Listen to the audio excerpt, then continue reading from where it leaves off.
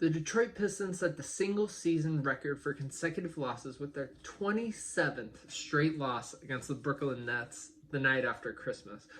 So the record for most consecutive losses in a row is 28, which the Trust the Process 76ers did across 2 seasons to end the 2014 season and then to start the 2015 season.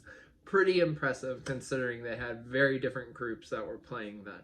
So based on how and who the Pistons play, it seems likely that they will not only beat the Sixers record that spans across 2 seasons, but they're going to blow past it.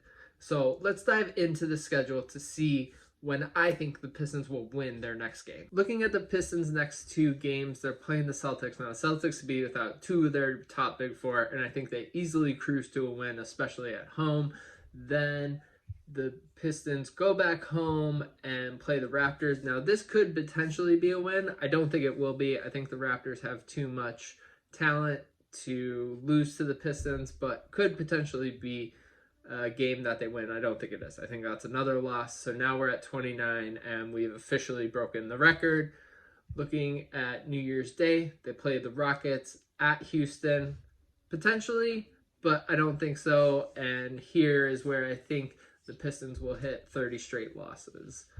Then looking at the Utah Jazz, I think this has the potential to be a loss for the Pistons, but the Pistons did just play the Jazz, and the Jazz were without 3 of their starters, including Lauri Markkanen, Jordan Clarkson, their starting point guard Keontae George, and they still lost by 8. So I think this is a win for the Jazz, especially with the Jazz at home. Warriors, I think that's a win, or a loss, I should say, for the Pistons.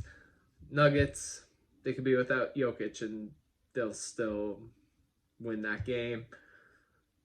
Looking at the Kings, I think the Kings win. So I think this puts us at 34 straight losses for the Pistons entering into a game in Detroit against the Spurs. I think this has the potential to be the game that the Pistons do break into the win column. You know, the Spurs have been very inconsistent. They've had a lot of weird rotations that Pop has put in there. You could argue they're not utilizing Wemby correctly. And this has the potential to be that win for the Pistons to finally break that streak. If it's not, let's just go a couple more games and see what happens. Rockets at home. I think that's another loss for the Pistons. And here, I think, is where we see it for sure end. So if they do lose to the Spurs, I think their next potential win is against the Wizards, which would put them at 36 straight losses. I think they'll be able to pull out one of these 2 wins against either the Spurs or the Wizards.